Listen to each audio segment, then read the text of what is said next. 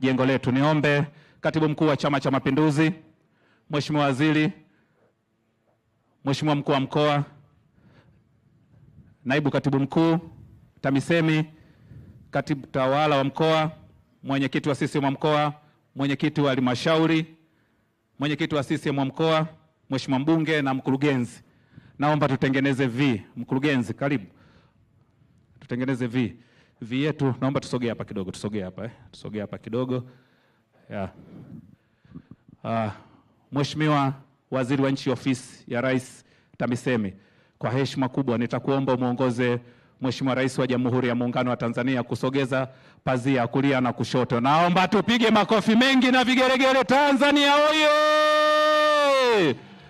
Jengo la ofisi ya halmashauri ya mji wa Bariadi limefunguliwa rasmi na Mheshimiwa Dr. Samia Suluhu Hassan, Rais wa Jamhuri ya Muungano wa Tanzania, tarehe 16 mwezi wa 6 2025. Asante sana Mheshimiwa Rais.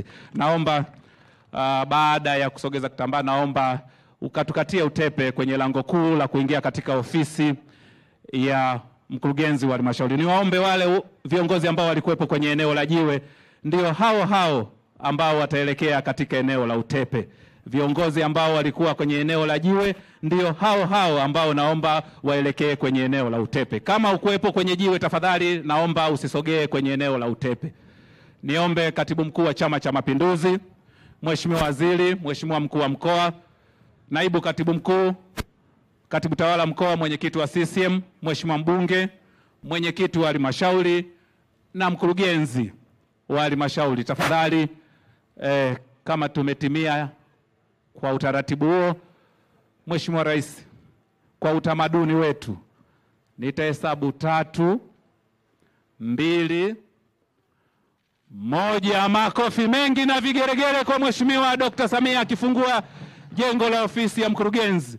Mheshimiwa Rais, naomba ulitembelee jengo hili. Niombe kwa sababu ya nafasi twende viongozi wachache sana. Kwa sababu ya nafasi kule ndani, naomba tuingie viongozi wachache sana kwa sababu ya nafasi, na pia sauti haisikiki kule ndani. Viongozi wachache sana, watuwakilishe tulio wengi tafadhali.